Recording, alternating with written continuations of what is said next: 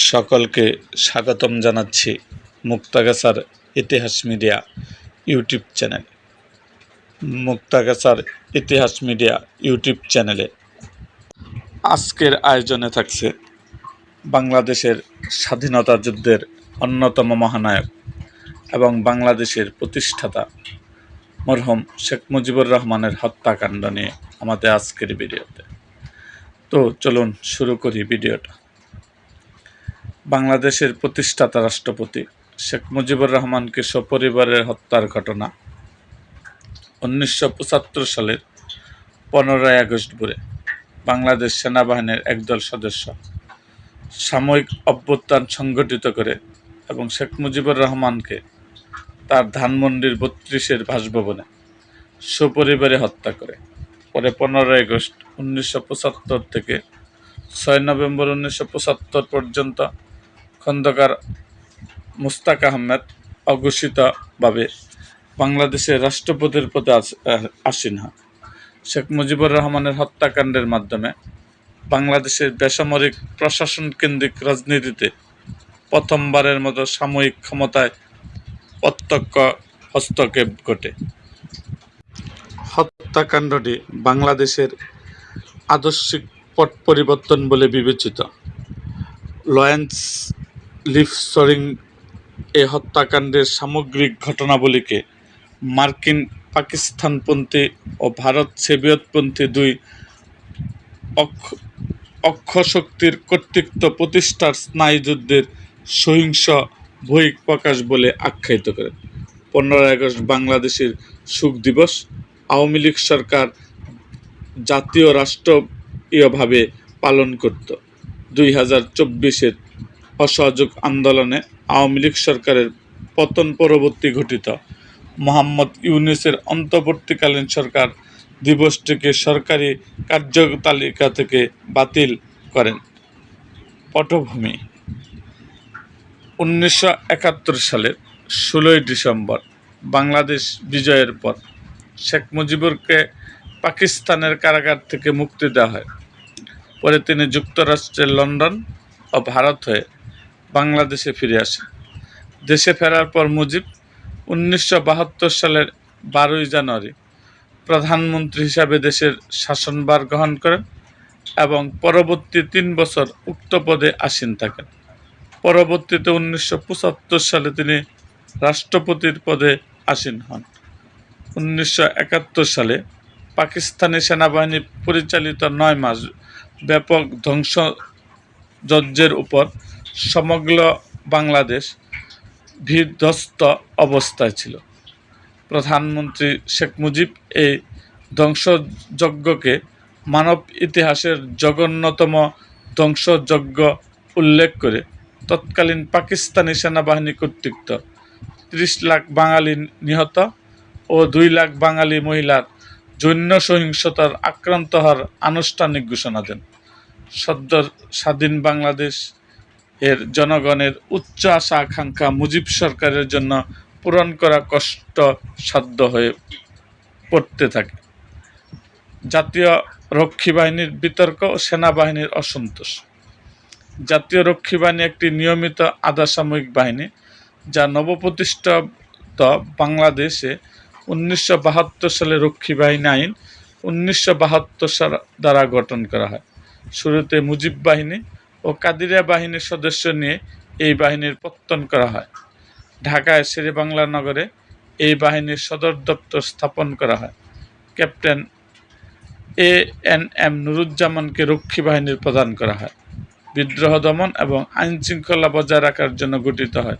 এটি ছিল একটি বিতর্কিত আধা সামরিক বাহিনী যা শেখ মুজিবুর রহমানের প্রতি অনুগত ছিল। এটি বেসামরিক জনগণের কাছ থেকে অস্ত্র পুনরুত্থানের জন্য গঠিত হলেও অনেকের মধ্যে এটি প্রকৃত পক্ষে মুজিবের সরকারকে ক্ষমতাচ্যুত হওয়া থেকে রক্ষা করতে এবং আওয়ামী লীগের মুখপাত্র হিসেবে কাজ করে। এর কর্মীদের বিরুদ্ধে জনসাধারণ ও আওয়ামী লীগ বিরোধীদেরকে বিভিন্নভাবে ভয় দেখানোর অভিযোগ পাওয়া যায়। সামরিক শক্তির প্রভাবের কারণে পাকিস্তান আমলে বাজেটের বেশিরভাগ সামরিক খাতে ব্যয় হতো। তবে বাংলাদেশ স্বাধীনতার পর যে বরাদ্দ কমতে থাকে এবং 1975-76 সালে বাজেটে মুজিব সরকারের রক্ষী বাহিনীর সৃষ্টির জন্য প্রতিরক্ষা খাতে বরাদ্দ করে সেনাবাহিনীর বরাদ্দর 13% নামিয়ে আনে, যা পাকিস্তান আমলে ছিল 50-60%। এ ঘটনায় সেনাবাহিনীর মধ্যে ক্ষোভের সৃষ্টি হয়। স্বাধীনতা পরবর্তী সামরিক বাহিনীর বাজেট হ্রাস ও দুর্দশার জন্য রক্ষী বাহিনীকে দায়ী করা হলেও তা ছিল ভিত্তিহীন, কেননা 1973-74 অর্থ বছরে রক্ষী বাহিনীর জন্য বাজেট ছিল মাত্র 9 কোটি টাকা, যেখানে সেনাবাহিনীর জন্য তা ছিল 92 কোটি টাকা এবং পরবর্তীতে 122 কোটিতে পৌঁছে। মুক্তিযুদ্ধে অংশগ্রহণকারী অনেক সেনা তাদের আশানুরূপ পদোন্নতি পাননি বলেও দাবি রয়েছে। এ সকল কারণে সেনাবাহিনীর মধ্যে তৈরি হওয়া ঘনীভূত অসন্তোষ বিদ্যমান ছিল। 1975 সালের 15ই আগস্ট সশস্ত্র বাহিনীর জওয়ানদের সংখ্যা ছিল 55,000।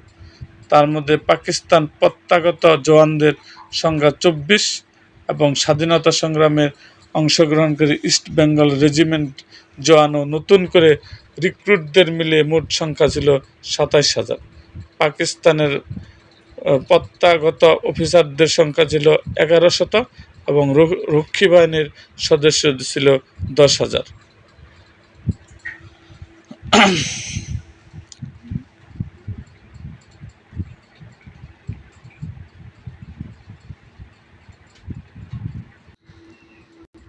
রক্ষী বাহিনী বিষয়ে কে এম শফিকুল্লাহ বলেন, স্বাধীনতা পর দেশের আইনশৃঙ্খলার কিছু অবনতি ঘটে।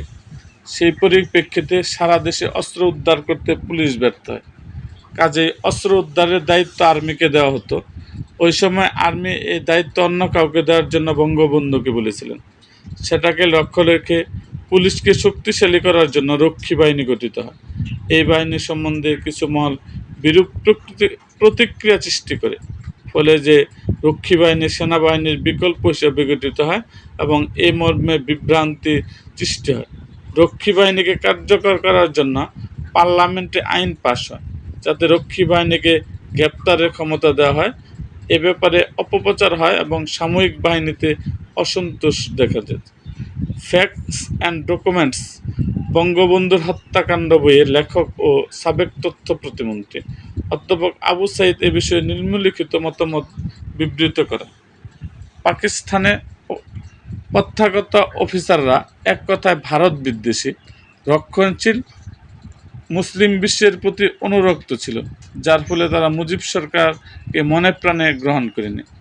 মুক্তিযোদ্ধা অফিসাররা সরকারের উপর চাপ সৃষ্টি করে মুক্তিযুদ্ধে অংশগ্রহণ করার জন্য করা কৃতিত্বস্বরূপ 2 বছরের সিনিয়রিটি গ্রহণ করে, ফলে প্রত্যাগত অফিসারগণ ক্ষুব্ধ হন। অনেক অফিসার মুক্তিযোদ্ধা হিসেবে নিজেদের অনেক বেশি প্রাপ্য বলে মনে করত, তাই তা অসন্তোষের কারণ হয়ে দাঁড়ায়।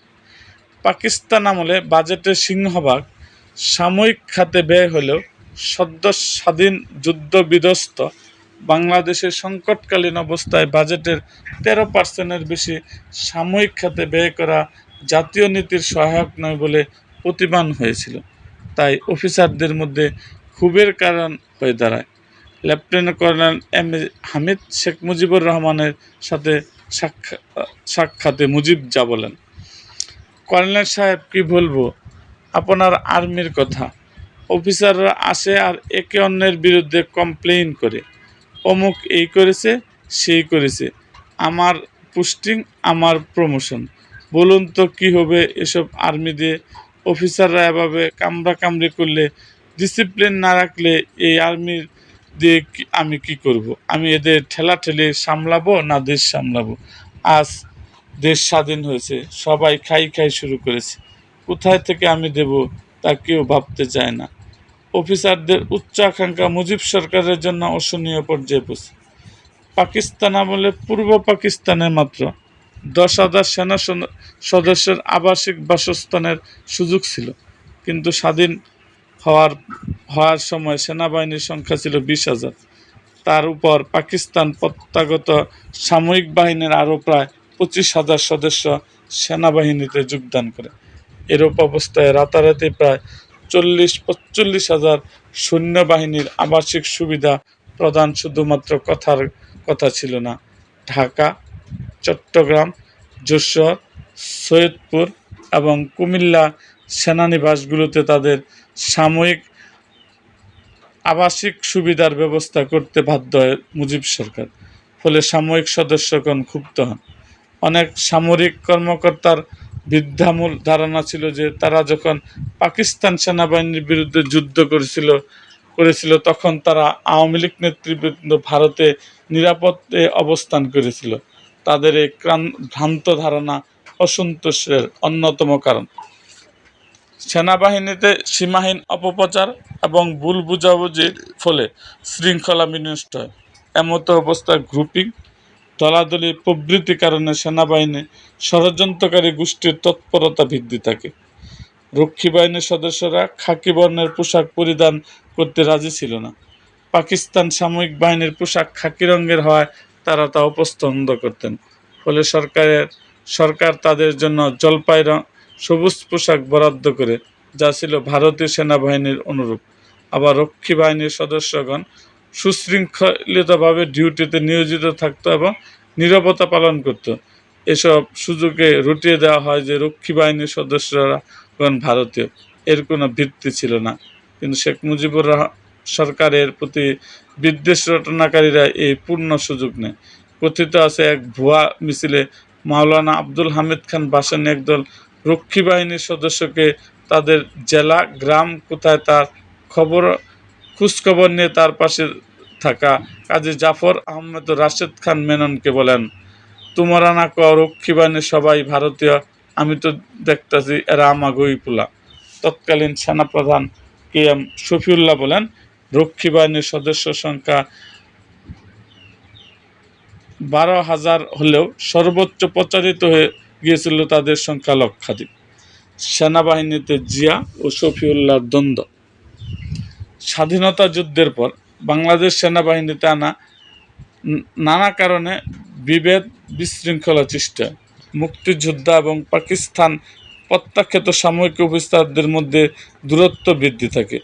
সেনাপ্রধান নিযুক্ত নিয়ে সমস্যা দেখা দেয়। সিনিয়র হওয়া সত্ত্বেও শেখ মুজিব জিয়ার পরিবর্তে শফিউল্লাহকে সেনাপ্রধান নিযুক্ত করেন। কে এম শফিউল্লাহ আদালতের জবানবন্দিতে বলেন, 1972 সালে 7 এপ্রিল আমাকে চিফ অফ আর্মি স্টাফ হিসাবে নিয়োগ দেওয়া হয়।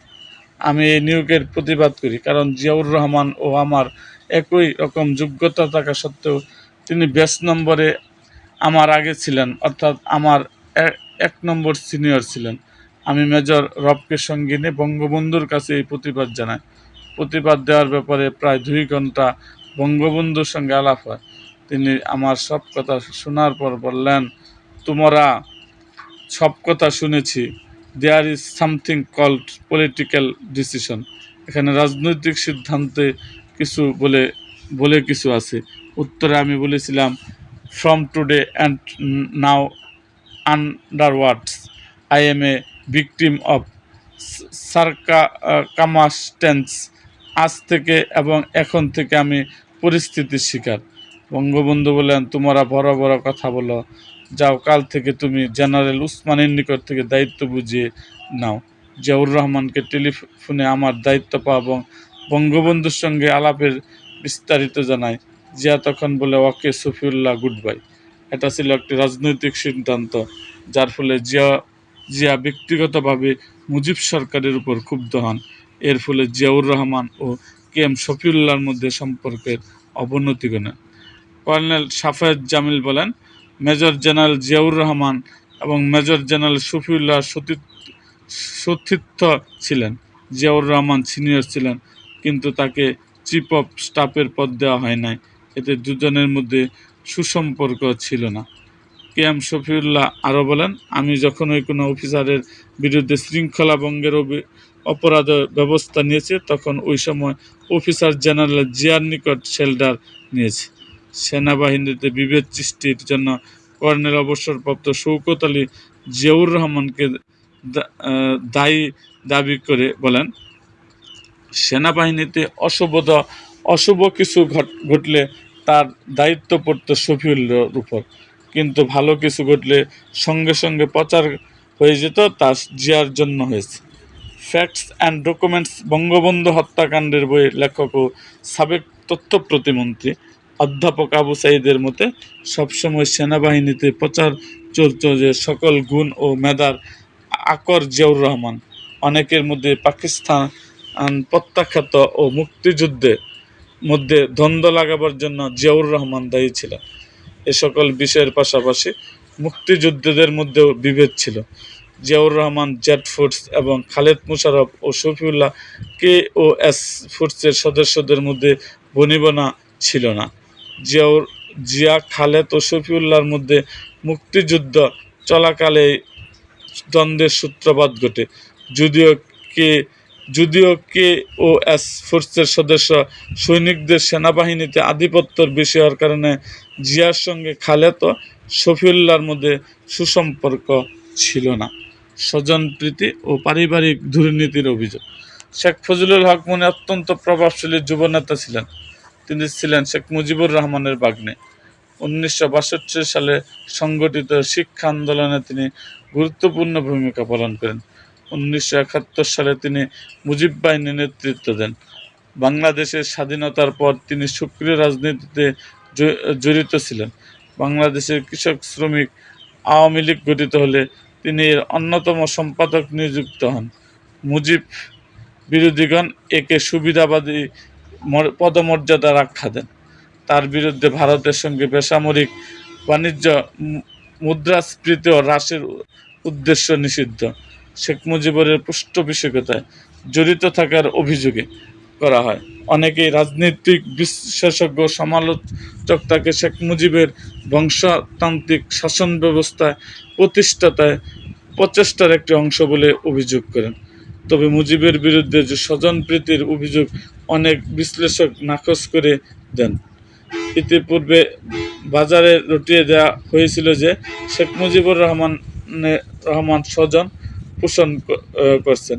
তিনি বাংলাদেশের শেখশাহী প্রতিষ্ঠা করতে চায়, তাই তিনি তার আপনজনদের গুরুত্বপূর্ণ পদে বসিয়ে দিচ্ছেন।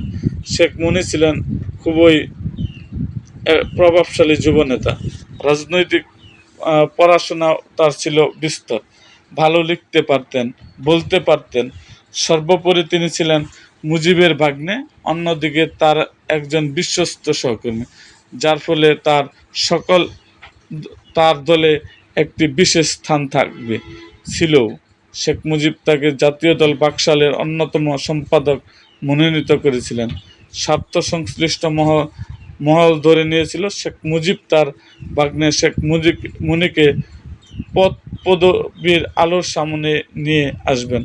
তার শেখ মুজিবের অভাব, শেখ মুনি হবেন বাংলাদেশের ভাগ্য বিধাতা। 1973-এর শেষের দিকে শেখ কামাল একটি গুলিবর্ষণে জড়িয়ে পড়েন, যাতে তিনি গুলিবিদ্ধ হয়ে আহত হন।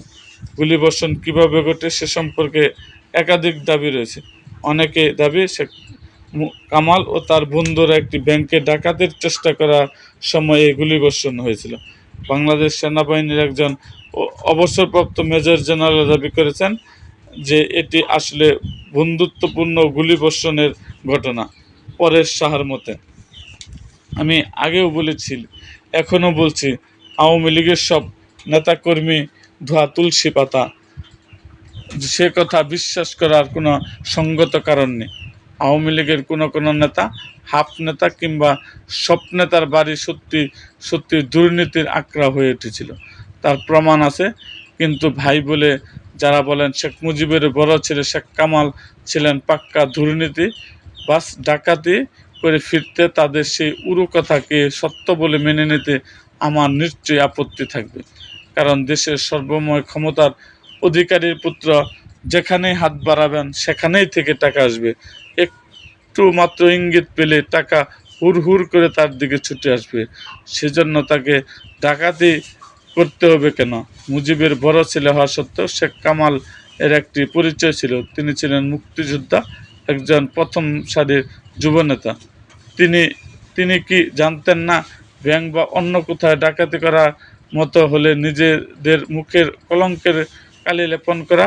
কারণ রাষ্ট্র ক্ষমতা তারই দলের হাতে। সুতরাং শেখ কামাল সম্পর্কে যারা দুর্নীতি বা উচ্ছৃঙ্খলতার অভিযোগ তুলে তাদের মতলব সম্পর্কে সন্দেহ না করে পারিনি। 1973 সালের শেষের দিকে বাংলাদেশ সুরক্ষা বাহিনী গোপনে সংবাদ পেয়েছিল যে বামপন্থী বিপ্লবী কর্মী সিরাজ শিকদার এবং তার বিদ্রোহীরা ঢাকার আশেপাশে সমন্বিত হামলা চালাচ্ছে।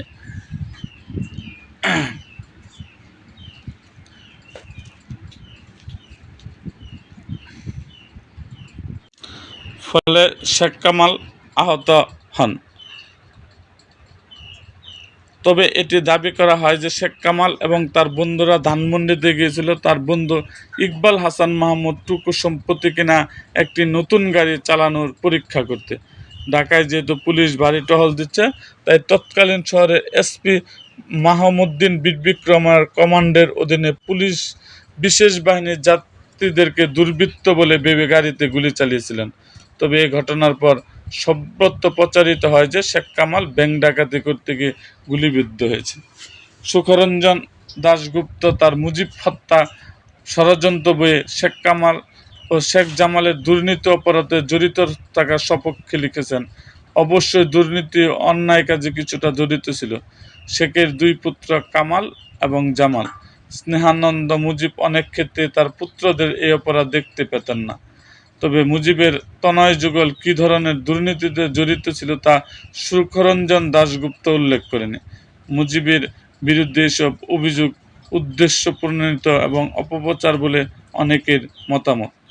1972 থেকে 1975 সালের মধ্যে উদীয়মান বামপন্থী শক্তি মুজিব হত্যাকাণ্ডের পরিস্থিতি সৃষ্টির জন্য বহুলাংশে দায়ী ছিল বলে মনে করা হয়।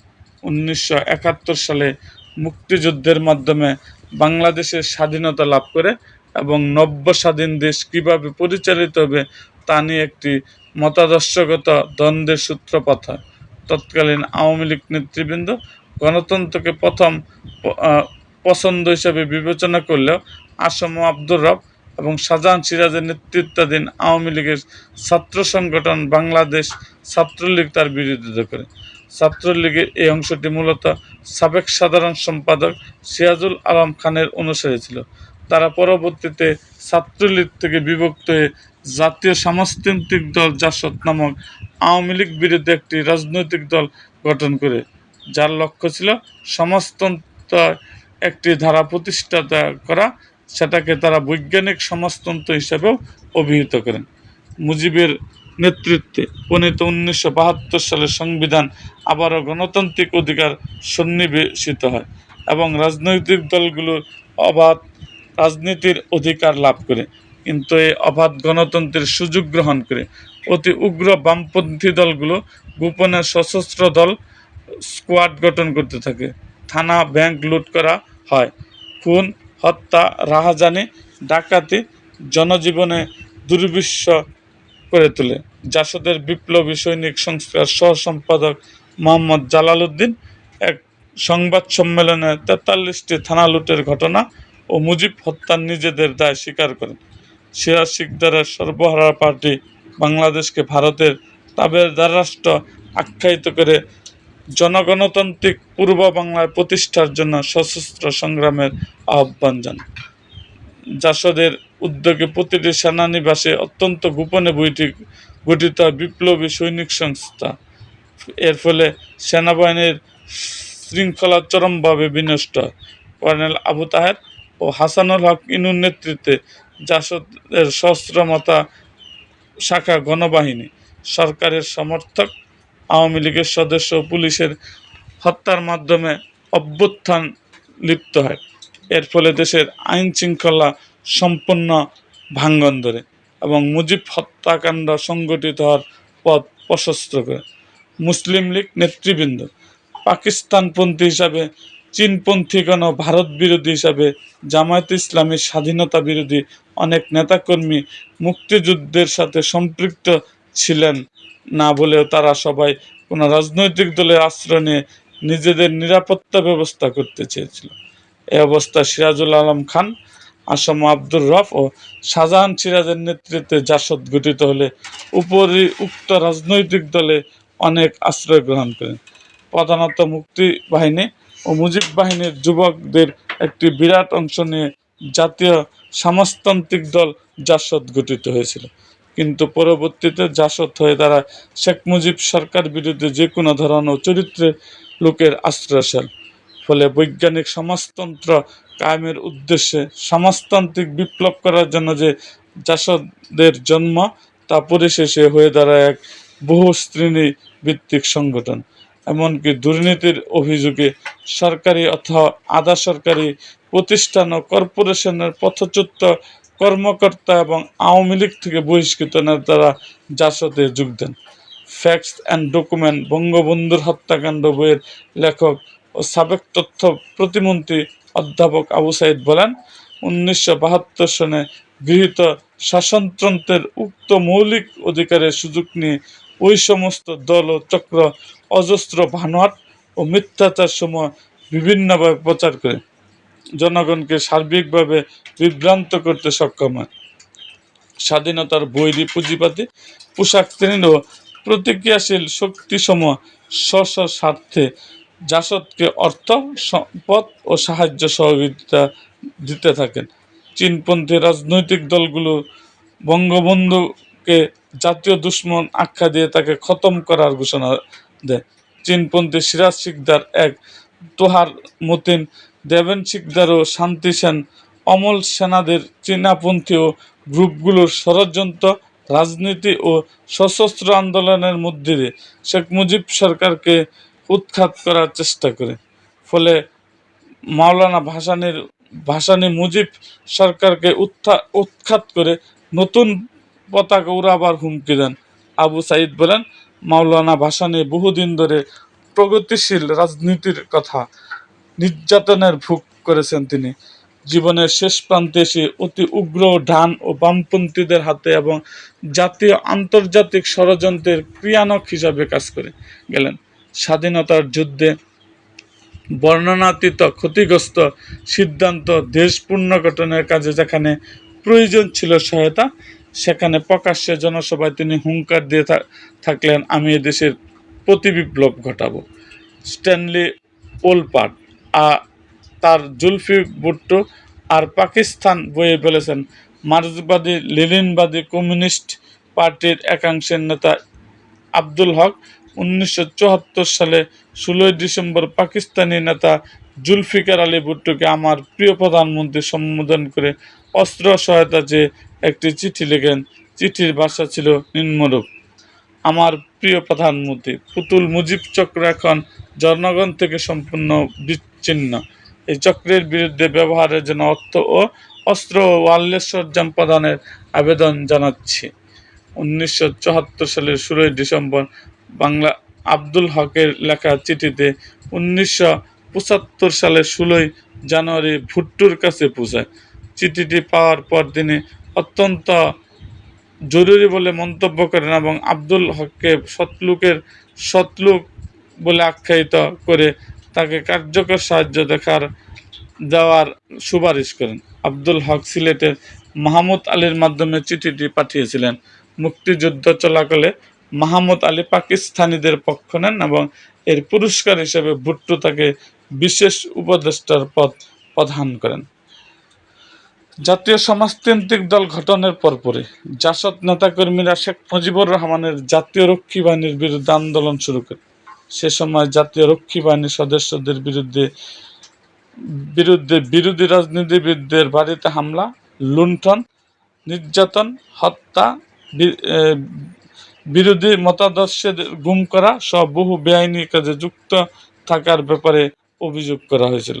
1974 সালের 17 মার্চ রমনায় রক্ষী বাহিনীর জাসদের সমগ্র উপর হামলা করে যাকে জাসদ গণহত্যার নামে আখ্যায়িত করা হয়। সেদিন জাসদের আন্দোলনকারী কর্মীরা ঢাকার রমনা এলাকায় অবস্থিত স্বরাষ্ট্রমন্ত্রী মোহাম্মদ মুনসুর আলী বাসভবনে ঘেরাও করলে জাতীয় রক্ষী বাহিনীর সদস্যরা তাদের উপরে গুলি বর্ষণ করে, যার ফলে ব্যাপক হতাহতের ঘটনা ঘটে। এই হত্যাকাণ্ডের ঘটনায় অন্তত 50 জন নিহত হয়। 1971 সালে বাংলাদেশ এর স্বাধীনতা যুদ্ধে ভারত গুরুত্বপূর্ণ ভূমিকা রাখে। পরেশ শাহর মতে শেখ মুজিব সে সময় ভারত বাংলাদেশের মূর্ত সম্পর্কের প্রতীক হয়ে উঠেছিল। স্বাধীনতার পর মুজিবের বিরোধীগণ বারবার মুজিবকে ভারতের দালাল বলে এবং মুজিব সরকারকে ভারতের তাবেদার সরকার আখ্যায়িত করে চীনপন্থী দলগুলো ও মুক্তিযুদ্ধকে ভারতীয় অংশগ্রহণের উপর দুই কুকুরের লড়াই বলে অভিহিত করেন। মুজিব ইন্দিরা গান্ধী সম্পাদিত ভারত বাংলাদেশ চুক্তিতে তারা গোলামির চুক্তি আখ্যা দেন। তাদের আরও দাবি এই চুক্তির গোপন ধারা রয়েছে। মুজিবের বিরোধীগণ বারবার ভারতের সম্পদ, গাড়ি, কারখানা, কলকবজা প্রচার অভিযোগ করতে থাকে। এর কোনোটি, বিশেষ করে মুজিব ইন্দিরা চুক্তি, ডাবল নেট বিতর্ক কিংবা গাড়ি পাচারের ঘটনা সত্যতা পাওয়া যায়নি। 1972 সালে মুজিবের নেতৃত্বে প্রণীত সংবিধানে ধর্মনিরপেক্ষতাকে রাষ্ট্রের অন্যতম মূলনীতি হিসাবে গ্রহণ করা হয়। এই সংবিধান অনুযায়ী বাংলাদেশ ধর্মভিত্তিক রাজনীতি নিষিদ্ধ করা হয়। নিষিদ্ধ হওয়া দলগুলোর মধ্যে জামায়াত ইসলামী, নেজাম ইসলামী, মুসলিম লীগ উল্লেখযোগ্য। 1971 সালে এই দলগুলোর বাংলাদেশ স্বাধীনতা বিরোধী ভূমিকা অর্থাৎ রাজাকার, আল-বদর, আল-শামস প্রভৃতি বাহিনী গড়ে তোলার জন্য জনগণ বিষয়টিকে স্বাভাবিকভাবে গ্রহণ করে। কিন্তু উক্ত রাজনৈতিক দলগুলোর সদস্যগণ এত ক্ষিপ্ত হয়ে মুজিব সরকারের বিরুদ্ধে প্রচারণা নেমে পড়ে। যুদ্ধাপরাধী, ঘাতক দালালদের বিচার চালাতে গিয়ে মুজিব সমস্যার শিকার হন। এত বেশি সংখ্যক অপরাধীর বিচার কার্য পরিচালনা করতে গিয়ে সদ্য স্বাধীন বাংলাদেশের বিচার ব্যবস্থা ভেঙে পড়তে থাকে। পাশাপাশি সাক্ষ্য প্রমাণ সংগ্রহ প্রভৃতি প্রক্রিয়া জটিলতা দেখা দেয়। তাই মুজিব যেসব দালালদের বিরুদ্ধে 14টি মানবতা বিরোধী অপরাধের কোনোটির অভিযোগ নেই, তাদের প্রতি তাদের ক্ষমা ঘোষণা করেন। অনেক দালাল এতে ক্ষমা লাভ করেন। এরপর থেকে ধর্মনিরপেক্ষতা ও ইসলামকে একে অপরে প্রতিদ্বন্দ্বী বানিয়ে যে প্রচারণা চলছিল আরও গতিপ্রাপ্ত হয়। এসব প্রচারণা ও মুজিবের ভাবমূর্তি ক্ষুণ্ণ হওয়ার জন্য দায়ী। পরেশ শাহ লিখেছেন, অনেক মসজিদ ও মুজিব বিরোধী আস্তানায় পরিণত হয়। 1973 সালের বাংলাদেশের প্রথম সাধারণ নির্বাচনে আওয়ামী লীগের বিরুদ্ধে কোনো দল শক্তিশালী হয়ে উঠতে পারেনি। অনেকের মতে এ কারণে তারা ষড়যন্ত্রের দিকে ধাবিত হতে থাকে। 1974 সালের মার্চ মাসে দৈনিক সংবাদ পত্রিকায় কবি দাউদ হায়দারের একটি কবিতা প্রকাশিত হয়, যাতে মোহাম্মদ, যিশু, বৃদ্ধ কৃষ্ণ সম্পর্কে আপত্তিকর একটি প্রোক্তি ছিল। তার প্রতিবাদে জাতীয় গণতান্ত্রিক দল নামক বাংলাদেশের আলেম উলামা মৌলবীদের সমন্বয়ে একটি নবগঠিত ইসলামপন্থী রাজনৈতিক সংগঠন একটি জনসভার আয়োজন করে। পরেশ শাহর মতে সে সময় নিষিদ্ধ ঘোষিত জামায়াত ইসলামী এই প্রতিবাদে গোপনে সহায়তা করেছিল। দলটির দলীয় পতাকা ছিল পাকিস্তানের জাতীয় পতাকার মতো এবং দলটি জনমনে ধর্মীয় আবেগকে উস্কে দিতে কাজ করছিল। এর ফলে সংবাদ পত্রিকা দাউদ হায়দারকে বরখাস্ত করে এবং উক্ত আপত্তিকর কবিতা প্রকাশের জন্য ক্ষমা চায়। কিন্তু লক্ষণীয় যে তারপরে উক্ত সংগঠনটি তাদের কয়েক হাজার সদস্যকে সঙ্গে করে সংবাদ পত্রিকা কার্যালয় ঘেরাও করে আক্রমণে উদ্বৃত্ত হয় এবং দাউদ হায়দারের ফাঁসি চাই বলে স্লোগান দিতে থাকে। পরেশ শাহর মধ্যে এ প্রতিবাদের উদ্দেশ্যই দাউদ হায়দারের কবিতার প্রতিবাদ ছিল না, বরং তারা এর দ্বারা বাংলাদেশের সংখ্যাগরিষ্ঠ মুসলিমদের ধর্মীয় আবেগকে উত্তেজিত করে বাংলাদেশের তৎকালীন ধর্মনিরপেক্ষ রাজনীতিতে ইসলামপন্থী রাজনীতিকে আবারও প্রবর্তনের একটি সুযোগ তৈরি করার চেষ্টা করেছিল। পরেশ শাহর মতে উক্ত ঘটনার ফলে পরবর্তীতে বাংলাদেশ ধর্ম নিরপেক্ষ বিরোধী ও ইসলামপন্থী আবেগ আরও শক্তিশালী হয়ে উঠেছিল। স্বাধীনতা উত্তরকালে বাংলাদেশের সংবাদপত্রের সংখ্যা অতি দ্রুত বাড়তে থাকে। পত্রিকার সংখ্যা ডজন খানেক থেকে বেড়ে প্রায় কয়েকশতে পৌঁছায়। বেশ কিছু সংবাদপত্র মুজিব ও তার সরকারের বিরুদ্ধে সংবাদ ও জনমত প্রচারের ভূমিকা পালন করে। এম.আর. আখতার মুকুলের মতে মুজিব হত্যাকাণ্ডে বাংলাদেশের কিছু সংবাদপত্রের ভূমিকা রয়েছে। তিনি বলেন, বিশ্বের অনুন্নত দেশগুলো ষড়যন্ত্র করে আইনসম্মত সরকারের পতন ঘটানো ও প্রতিটি ভয়াবহ হত্যাকাণ্ডের সাথে সেই দেশের শক্তিশালী সংবাদপত্রের ও সাংবাদিকদের প্রত্যক্ষ বা পরোক্ষ যোগাযোগ রয়েছে। বাংলাদেশেও তার ব্যতিক্রম হয়নি। বাংলাদেশের স্বাধীনতা আন্দোলনের তোফাজ্জল হোসেন মানিক মিয়া কর্তৃক প্রতিষ্ঠিত দৈনিক ইত্তেফাক গুরুত্বপূর্ণ ভূমিকা পালন করে।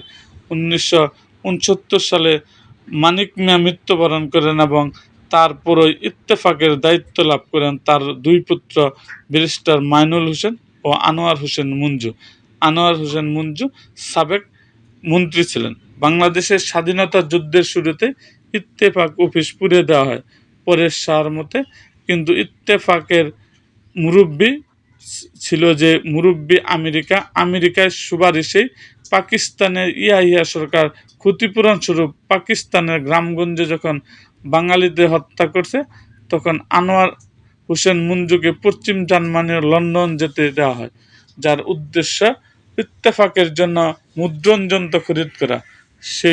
সেই যন্ত্র এনে ইত্তেফাককে যখন নতুন কলরবে বের করা হলো, তখন তার চরিত্র সম্পূর্ণ আলাদা। নতুন করে প্রকাশিত ইত্তেফাক পাকিস্তানের সমর্থক হিসাবে মুক্তিযুদ্ধ বিরোধী সংবাদ পরিবেশন করতে শুরু করে। স্বাধীনতার পর মুজিব তাদের ক্ষমা করে দিলেও সাধারণ মানুষের অভাব অভিযোগের উপর ভিত্তি করে ইত্তেফাক মুজিব বিদ্বেষে জনমত গড়ে তুলতে থাকে আব্দুল গাফফার চৌধুরীর মতে। তবে একটা কথা মানিক মিয়ার মৃত্যুর 19 বছর পর ঘটিত সত্য বলে মনে হচ্ছে। এই কথাটি হলো, এই ইত্তেফাককে মানিক মিয়ার প্রতিষ্ঠিত দৈনিক ইত্তেফাক নয়। মানিক মিয়ার ইত্তেফাক পাকিস্তানি হানাদার বাহিনীর হাতে 1971 সালে মার্চ মাসে বশীভূত হয়েছে, শহীদ হয়েছে মানিক মিয়ার উত্তরসূরি ইত্তেফাকের কার্যনির্বাহী সম্পাদক সিরাজউদ্দিন হোসেন। তখন সে ইত্তেফাকের ভস্ম থেকে জেগে ওঠা প্রেতাত্মা। এই প্রেতাত্মা বাংলার জনগণের কণ্ঠ নয়। এই পত্রিকা স্বৈরাচারী গণশত্রুর সেবাদাস পদ ও অর্থের কৃতদাস। উপসম্পাদক